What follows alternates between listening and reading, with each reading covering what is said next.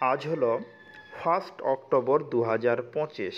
আজকের দিনে যে সমস্ত কারেন্ট অ্যাফেয়ার্স তৈরি হয়েছে তার মধ্যে বাছাই করা কিছু সংখ্যক কারেন্ট অ্যাফেয়ার্স আমরা এই ভিডিওতে তুলে ধরব, যা প্রতিটি চাকরি পরীক্ষার ক্ষেত্রে গুরুত্বপূর্ণ। আর প্রতিটি প্রশ্নের উপর ভিত্তি করে ইম্পর্ট্যান্ট ফ্যাক্ট তুলে ধরব, তাই ভিডিওটি প্রথম থেকে সম্পূর্ণ দেখতে ভুলবেন না। তাহলে আমরা এবার স্টার্ট করি। তাহলে দেখো, প্রথম প্রশ্ন। ইউনেস্কো ভারতের প্রথম শীতল মরুভূমি বায়োস্ফিয়ার রিজার্ভ এবং ভারতের 13তম ইউনেস্কো বায়োস্ফিয়ার রিজার্ভ হিসাবে কোন স্থানকে ঘোষণা করেছে? এটি প্রথমের উত্তর হবে অপশন সি, স্পিতি উপত্যকা। গুরুত্বপূর্ণ তথ্য, হিমাচল প্রদেশের স্পিতি উপত্যকা। তার স্পিতি উপত্যকা কোথায় রয়েছে? হিমাচল প্রদেশে রয়েছে। উপত্যকাকে ভারতের প্রথম শীতল মরুভূমি বায়োস্ফিয়ার রিজার্ভ হিসাবে ঘোষণা করা হয়েছে। এটি ভারতের 13তম ইউনেস্কো বায়োস্ফিয়ার রিজার্ভ। তাহলে দেখো, এখান থেকে একটা প্রশ্ন জানা গেল যে ভারতের বায়োস্ফিয়ার রিজার্ভ মোট কয়টি রয়েছে? আগে ছিল মোট 12টি, এখন একটি আবার হলো, মানে 13টি। যদি বলা হয় পশ্চিমবঙ্গের বায়োস্ফিয়ার রিজার্ভের একটি নামকরণ, সেক্ষেত্রে উত্তর হবে সুন্দরবন।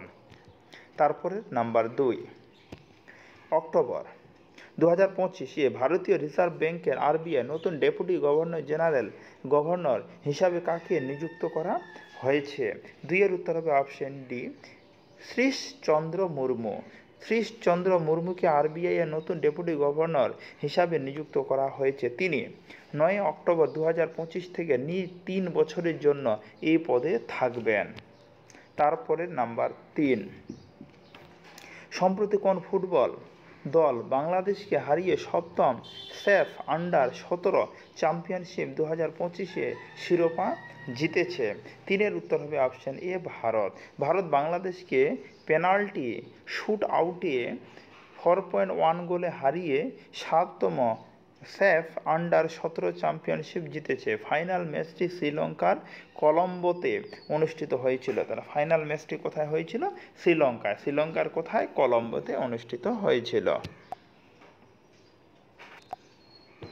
তারপরে নাম্বার এবার 4, ভারতের ইউনিফাইড পেমেন্ট ইন্টারফেস বা ইউপিআই গ্রহণকারী বিশ্বের 8ম দেশ কোনটি? এটি 4-এর সঠিক উত্তর হবে অপশন বি, কাতার। কাতার ভারতের ইউপিআই গ্রহণকারী 8ম দেশ হয়েছে। এনপিসিআই এবং কাতার ন্যাশনাল ব্যাংকের মধ্যে অংশীদারিত্বের মাধ্যমে এটি সম্ভব হয়েছে। দেখো, এখান থেকে আমি কালকে একটা প্রশ্ন লিখিয়েছিলাম যে ভারতের ইউপিআই কিন্তু ভারতের ইউপিআই অ্যাপ, এই ইউপিআই ভারতের কোন দেশে রিসেন্টলি চালু হয়েছে? কোন দেশে ইউপিআই? উত্তর হবে কি? কাতার। এটা কালকে ছিল। ক্লিয়ার? এবার কত নম্বর দেশ? 8ম দেশ হিসাবে ঘোষিত হয়েছে।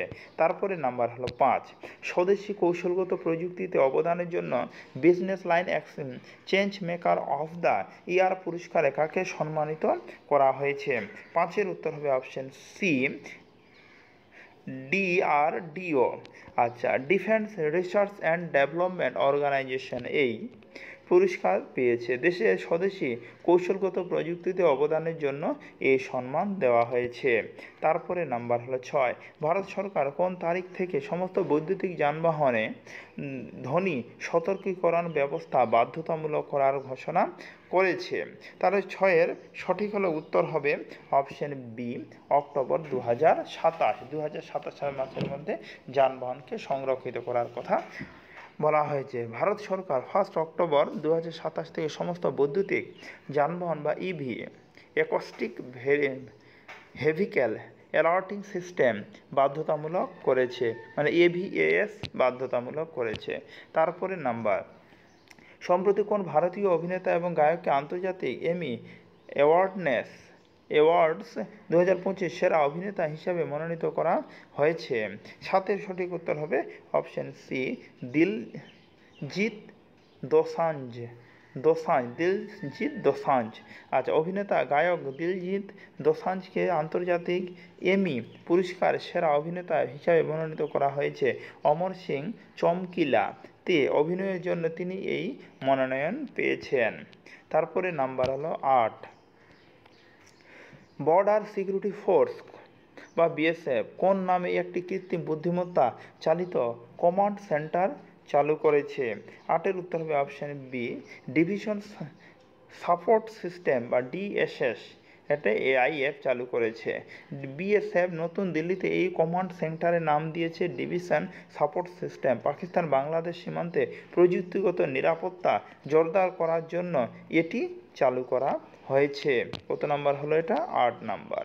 নাম্বার 9, ভারত ভুটানের মধ্যে সম্প্রতি কতগুলি নতুন আন্তঃসীমান্ত রেল সংযোগ প্রকল্প বিকশিত করার জন্য সম্মতি হয়েছে? আচ্ছা, 9-এর সঠিক হলে উত্তর হবে অপশান বি, 2টি।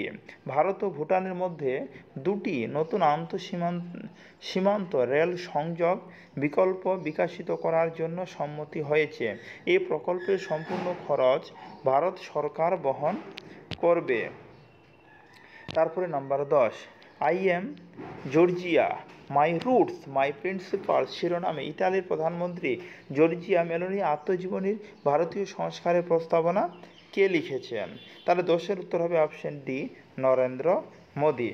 আচ্ছা, ভারতের প্রধানমন্ত্রী নরেন্দ্র মোদী জর্জিয়া মেনোলিন আত্মজীবনীর ভারতীয় সংস্কারের প্রস্তাবনা লিখেছেন।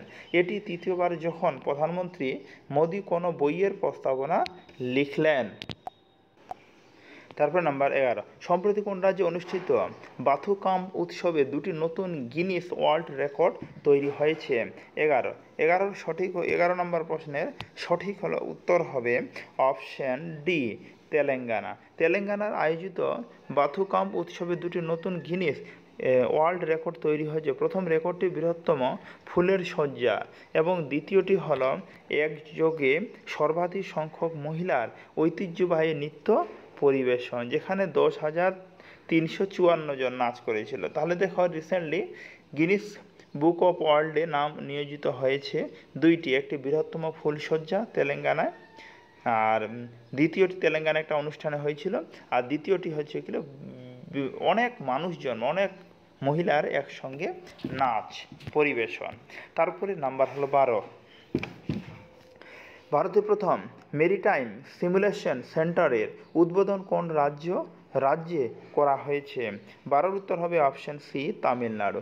ভারতের প্রথম মেরিটাইম সিমুলেশন সেন্টারের উদ্বোধন তামিলনাড়ুতে করা হয়েছে। কেন্দ্রীয় মন্ত্রী সর্বানন্দ সোনোয়াল এর উদ্বোধন করেন। তারপরে নাম্বার হলো 13, ওয়ার্ল্ড প্যারা অ্যাথলেটিক্স চ্যাম্পিয়নশিপে ভারতের হয়ে প্রথম স্বর্ণপদক জয়ী শৈলেশ কুমার কোন খেলার সাথে যুক্ত? উত্তর হবে অপশান সি, হাই জাম্প বা উচ্চলম্ফন। শৈলেশ কুমার হাই জাম্প বা উচ্চলম্ফন খেলার সাথে যুক্ত।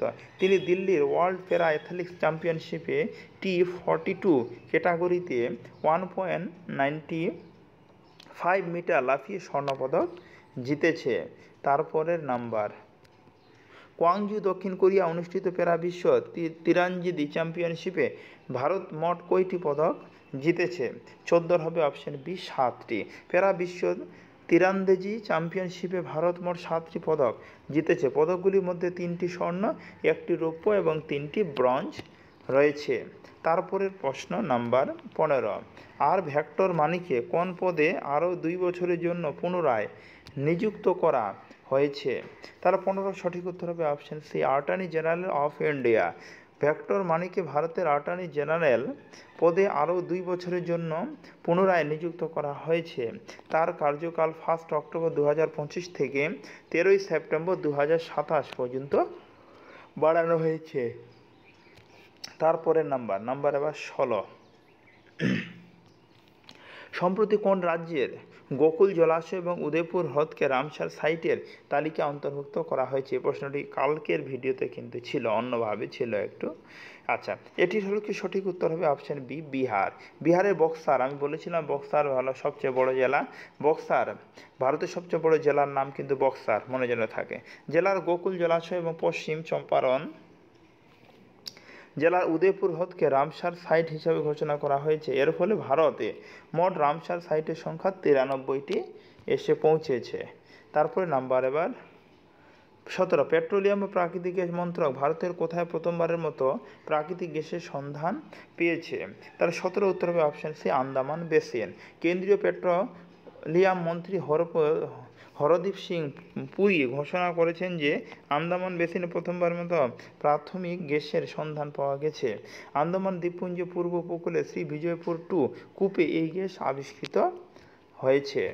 তারপরে নাম্বার প্রশ্ন, টাটা মোটরসের নতুন এমডি বা সিও হিসাবে কে নিযুক্ত হয়েছেন? 18 উত্তর হবে শৈলেশ চন্দ্র। 18 উত্তর কী বললাম? অপশন বি, শৈলেশ চন্দ্র। শৈলেশ চন্দ্র টাটা মোটরসের নতুন managing director and chief executive officer হয়েছেন। তার কার্যকাল 1 অক্টোবর 2025 থেকে 3 বছরের জন্য। তারপরে নাম্বার, প্রমিস অফ চিলড্রেন নামক অভিযানটি কোন দুটি সংস্থা যৌথভাবে শুরু করেছে? 19-এর উত্তর হবে অপশন সি, আইসিসি এবং ইউনিসেফ এই দুটি সংস্থা। আন্তর্জাতিক ক্রিকেট কাউন্সিল আইসিসি এবং ইউনিসেফ যৌথভাবে অভিযান শুরু করেছে। এর উদ্দেশ্য শিশুদের অধিকার সুরক্ষা এবং কল্যাণ সম্পর্কে সচেতনতা বৃদ্ধি করা। তারপরে নাম্বার হলো 20, সম্প্রতি অবসর ঘোষণা করা ক্রিকেটার ক্রিস অক্স কোন দেশের খেলোয়াড় ছিলেন? 20-এর উত্তর হবে অপশন ডি, ইংল্যান্ডের খেলোয়াড় তিনি ছিলেন। ক্রিস অক্স ইংল্যান্ডের একজন অলরাউন্ডার ক্রিকেটার যিনি সম্প্রতি আন্তর্জাতিক ক্রিকেট থেকে অবসর ঘোষণা করেছেন। তিনি তার 15 বছরের কেরিয়ারে 62টি টেস্ট, 112টি ওয়ানডে এবং 33টি টি-20 ম্যাচ খেলেছেন। নাম্বার 21, দিল্লির নতুন মুখ্য সচিব হিসাবে কাকে নিয়োগ করা হয়েছে? দিল্লির নতুন মুখ্য সচিব হিসাবে কাকে নিয়োগ করা হয়েছে? তাহলে 21-এর সঠিক উত্তর হবে অপশন সি, রাজীব ভার্মা। 1992 ব্যাচের আইএএস অফিসার রাজীব ভার্মাকে দিল্লির নতুন মুখ্য সচিব হিসাবে নিয়োগ করা হয়েছে, রাজীব ভার্মা। নাম্বার এবার 22, ভারত ও জাপানের যৌথ চন্দ্র মিশনের নাম কি, যা চাঁদের দক্ষিণ মেরুতে জল অন্যান্য পদার্থের সন্ধান করবে? তাহলে কি এটি সঠিক উত্তর হলো 22-এর অপশন সি, লুপ্যাক্স এবং চন্দ্রযান 5। ভারত ও জাপানের যৌথ চন্দ্র মিশনের নাম হলো লুপ্যাক এবং চন্দ্রযান 5। লুপ্যাক্সের পূর্ণরূপ হলো the lunar polar exploration mission. এই মিশনগুলি 2040 সালে চাঁদের দক্ষিণ মেরুতে জল এবং অন্যান্য পদার্থের সন্ধানে উৎক্ষেপণ করার পরিকল্পনা রয়েছে। তারপরে নাম্বার হলো 23, ইউরোপীয় মুক্ত বাণিজ্য সংস্থা দেশগুলির সাথে ভারতের মুক্ত বাণিজ্য চুক্তি কবে থেকে কার্যকর হয়েছে? তাহলে 23-এর সঠিক উত্তর হবে অপশন বি, 1 অক্টোবর 2025। ইউরোপীয় মুক্ত বাণিজ্য সংস্থা দেশগুলির সাথে ভারতের মুক্ত বাণিজ্য চুক্তি 1 অক্টোবর 2025 থেকে কার্যকর হয়েছে। ইটা দেশগুলি হলো আইসল্যান্ড, লিচেনস্টাইন, নরওয়ে এবং সুইজারল্যান্ড। তারপরে নাম্বার হলো 24, ভারত মণ্ডপম নয়াদিল্লিতে আয়োজিত ওয়ার্ল্ড ফুড ইন্ডিয়ান নতুন চতুর্থ সংস্কারের থিম কী ছিল? 24-এর উত্তর হবে অপশন বি, সমৃদ্ধির জন্য প্রক্রিয়াকরণ। দিল্লির ভারত মণ্ডপমে আয়োজিত ওয়ার্ল্ড ফুড ইন্ডিয়ান চতুর্থ সংস্কারের থিম ছিল প্রসেসিং ফর প্রসপারিটি। প্রধানমন্ত্রী নরেন্দ্র মোদী এর উদ্বোধন করেন। তারপরে নাম্বার 25, ভারতে প্রথম integrated oncology research and care সেন্টারের উদ্বোধন কোথায় করা হয়েছে? দেখো এখানে প্রথমে বলি অঙ্কোলজি মানে হলো ক্যান্সার বিদ্যা। ক্যান্সার গবেষণাকে বলা হয়, ক্যান্সার বিদ্যাকে বলা হয় অঙ্কোলজি। ক্লিয়ার? আচ্ছা, তাহলে হলো 25-এর সঠিক উত্তর হবে অপশন বি, ধারগাল, গোয়া। ধারগাল মানে গোয়াতে। গোয়ার ধারগালে ভারতের প্রথম integrated oncology research and care সেন্টারে উদ্বোধন করা হয়েছে। এটি all India institute of Ayurveda অবস্থিত এবং আয়ুষ মন্ত্রকের উদ্বোধন করেছে। তারপরে নাম্বার 26, ভারতীয় উদ্ভিদ সর্বেক্ষণ এর নতুন নির্দেশক হিসাবে নিযুক্ত কোনার দাস কোন ক্ষেত্রে প্রথম বিশেষজ্ঞ যিনি এই পদে আসীন হলেন? তাহলে 26-এর উত্তর হবে অপশন সি, ছত্রাক বিদ্যা। এটা কালকেও আলোচিত হয়েছিল। মুখী নামের যে চিতাটি ভারতে জন্ম নেওয়া প্রথম প্রাপ্তবয়স্ক চিতা হয়ে উঠেছে তার জন্ম কোন জাতীয় উদ্যানে হয়েছিল? তাহলে 27-এর উত্তর হবে অপশন সি, কুনো জাতীয় উদ্যান। ভারতে জন্ম নেওয়া প্রথম প্রাপ্তবয়স্ক চিতা ছিল মুখীর জন্ম কুনো জাতীয় উদ্যানে। তারপরে নাম্বার, মধ্যপ্রদেশের কুনো জাতীয় উদ্যানে হয়েছিল। তার জন্ম 29শে মার্চ 2023 নামিবিয়া থেকে আনা জালা নামের একটি মহিলা চিতার থেকে হয়েছিল। তারপরে নাম্বার 71তম জাতীয় চলচ্চিত্র পুরস্কার কোন অভিনেত্রীকে মিসেস চ্যাটার্জি ভার্সেস নরওয়ে চলচ্চিত্রের জন্য সেরা অভিনেত্রী পুরস্কার দেওয়া হয়েছে? 28-এর উত্তর হবে অপশন বি, রানী মুখার্জি। কাকে দেওয়া হয়েছে? রানী মুখার্জি। খুব ইম্পর্টেন্ট প্রশ্ন, 28 নম্বর। আচ্ছা, 71তম জাতীয় চলচ্চিত্র পুরস্কার রানী মুখার্জিকে মিসেস চ্যাটার্জি ভার্সেস নরওয়ে চলচ্চিত্র অভিনয়ের জন্য সেরা অভিনেত্রী পুরস্কার দেওয়া হয়েছে। তারপরে নাম্বার 29, 71তম জাতীয় চলচ্চিত্র পুরস্কার শাহরুখ খানের জওয়ান চলচ্চিত্রের জন্য সাথে যৌথভাবে সেরা অভিনেতার পুরস্কার কে জিতেছে? তাহলে 29-এর সঠিক উত্তর হবে অপশন সি, বিক্রান্ত মেসি। কে? বিক্রান্ত মেসি। বিক্রান্ত মেসি 12th ফেল যে সিনেমা, ওটার জন্য চলচ্চিত্রের জন্য শাহরুখ খানের সাথে যৌথভাবে এই অভিনেতার পুরস্কার পেয়েছে। তারপরে নাম্বার 30, পূর্ব চন্দ্রগ্রহণের সময় চাঁদকে লাল দেখানোর ঘটনা যা ব্লাড মুন নামে পরিচিত, তার পিছনে বৈজ্ঞানিক কারণ কি? 30-এর উত্তর হবে অপশন সি, রেল স্ক্যাটারিং। আচ্ছা, এই ঘটনার পিছনে বৈজ্ঞানিক কারণ হলো রেল স্ক্যাটারিং। এই প্রক্রিয়ার পৃথিবীর বায়ুমণ্ডলের মধ্যে দিয়ে যাওয়ার সময় সূর্যের আলো বিচ্ছুরিত হয় এবং শুধুমাত্র লাল তরঙ্গের দৈর্ঘ্যের আলো চাঁদের উপর পড়ে, যার ফলে চাঁদকে লাল দেখায়। তারপরে নাম্বার কত? 31। আন্তর্জাতিক প্রকৃতি সংরক্ষণ সংঘ সম্প্রতি কোন রাজ্যে অবস্থিত? ভারতের প্রথম ডুগং সংরক্ষণ রিজার্ভকে স্বীকৃতি দিয়েছে। তাহলে এটির উত্তর হবে অপশন, কত নম্বর বললাম এটা? 31। আর 31-এর উত্তর কেরালা, তামিলনাড়ু, অন্ধ্রপ্রদেশ, না হলো গুজরাট। এটি সঠিক উত্তর হবে অপশন বি, তামিলনাড়ু। তাহলে দেখো, আন্তর্জাতিক প্রকৃতি সংরক্ষণ সংঘ তামিলনাড়ুতে অবস্থিত ভারতের প্রথম ডুগং সংরক্ষণ রিজার্ভকে স্বীকৃতি দিয়েছে।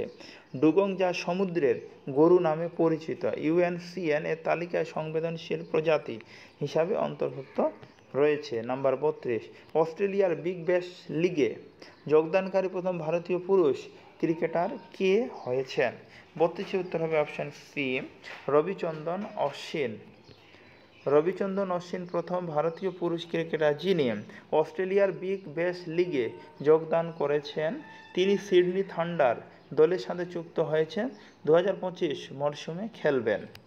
নাম্বার 33, পরিযায়ী শ্রমিকদের জন্য ভারতের প্রথম স্বাস্থ্য ও দুর্ঘটনা বীমা যোজনা নৌকা কেয়ার কোন রাজ্যে কাজ শুরু করেছে? দেখো, তাহলে শ্রমিকদের দুর্ঘটনার জন্য যে চালু হয়েছে সেটার নাম হলো নৌকা কেয়ার।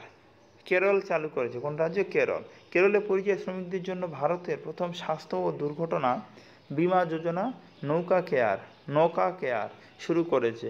এই যোজনার অধীনে 5 লক্ষ টাকার স্বাস্থ্য কভারেজ ও দুর্ঘটনার মৃত্যু হলে 1 লক্ষ টাকার কভারেজ দেওয়া হবে। নাম্বার 34, কোন ভারতীয় প্রযুক্তি প্রতিষ্ঠানকে আইআইটি রাষ্ট্রসংঘ দ্বারা কৃত্রিম বুদ্ধিমত্তার এআই জন্য সেন্টার অফ এক্সিলেন্স হিসাবে মনোনীত করা হয়েছে? তাহলে 34-এর উত্তর হবে option C, IIT Madras. IIT হলো মাদ্রাজকে রাষ্ট্রসংঘ কৃত্রিম বুদ্ধিমত্তার জন্য সেন্টার অফ এক্সিলেন্স হিসাবে মনোনীত করেছে। আইআইটি মাদ্রাজের প্রথম বিদেশি ক্যাম্পাস তানজানিয়ার জাঞ্জিবারে স্থাপন করা হয়েছে। তারপরে নাম্বার 35, হমলে সঙ্গীতা হরিণী কুমার এলমুনি কৃষি মিডিয়া অ্যাওয়ার্ড 2025 দ্বারা কাকে সম্মানিত করা হয়েছে? 35-এর উত্তর হবে অপশন বি, অশ্মি প্রসন্ন কুমারকে। তারপরে নাম্বার 36, আন্তর্জাতিক প্রবীণ নাগরিক দিবস প্রতি বছর কবে পালিত হয়? 36-এর উত্তর হবে 1 অক্টোবর প্রবীণ নাগরিক দিবস হিসেবে পালিত হয়। এর থিম ছিল older persons driving local and global action, our aspiration, our well-being and our rights. Number 37, 28তম ইউনিভার্সাল পোস্টাল কংগ্রেসের বৈঠক কোন শহরে আয়োজিত হয়েছে? তাহলে 37-এর উত্তর হবে অপশন বি, দুবাই। তারপরে নাম্বার 28তম ইউনিভার্সাল পোস্টাল কংগ্রেসের বৈঠক সংযুক্ত আরব আমিরাতে দুবাই শহরে আয়োজিত হয়েছে। এই কংগ্রেস ভারতে মোট 192টি দেশ অংশ নিয়েছিল। নাম্বার 38, সোডার এর পুরো নাম কি? 38-এর উত্তর হবে option C, sound detection and ranging. সোডার এর পুরো নাম হলো সাউন্ড ডিটেকশন অ্যান্ড র্যাঙ্গিং। সম্প্রতি এই সিস্টেমটি ভারতীয় আবহাওয়া বিভাগে দিল্লিতে উদ্বোধন করা হয়েছে। বিশ্ব হৃদয় দিবস 2025 কবে পালিত হয়? 39-এর উত্তর হবে অপশন বি, 29শে সেপ্টেম্বর। বিশ্ব হৃদয় দিবস 29শে সেপ্টেম্বর পালিত হয়েছে। 2025 সালের থিম ছিল একই হৃদস্পন্দন, বুকেন না বা ডোন্ট মিস বিট। নাম্বার প্রশ্ন 40 নাম্বার লাস্ট প্রশ্ন, ভারতের রাষ্ট্রপতি দ্রৌপদী মুর্মুর নতুন প্রেস সচিব হিসাবে কাকে নিযুক্ত করা হয়েছে? তাহলে 40-এর উত্তর হবে মনীষ ভার্মাকে রাষ্ট্রপতি দ্রৌপদী মুর্মুর নতুন প্রেস সচিব হিসাবে নিযুক্ত করা। তিনি অজয় সিং এর স্থলাভিষিষ্ট হয়েছেন, মানে অজয় সিং আগে ছিল। ক্লিয়ার? তাহলে এই প্রশ্নটি কিন্তু খুব ইম্পর্ট্যান্ট প্রশ্ন, যে ভারতের রাষ্ট্রপতি দ্রৌপদী মুর্মুর নতুন প্রেস সচিব হিসাবে কাকে নিযুক্ত করা হয়েছে? মনীষা ভার্মাকে। তাহলে আজকে এই অবধি মোট এখানে 40টি প্রশ্ন তুলে ধরা হলো, যেটি প্রতিটি চাকরি পরীক্ষার জন্য খুব ইম্পর্ট্যান্ট। নতুন হয়ে থাকলে চ্যানেলটিকে সাবস্ক্রাইব করতে ভুলবেন না। প্রতিদিনের কারেন্ট অ্যাফেয়ার্সের নতুন নতুন আপডেট তোমরা আমার এই চ্যানেলে সকাল 5টার মধ্যে পেয়ে যাবে। তাহলে আজকে অবধি কথা হচ্ছে পরের ভিডিওতে। ধন্যবাদ।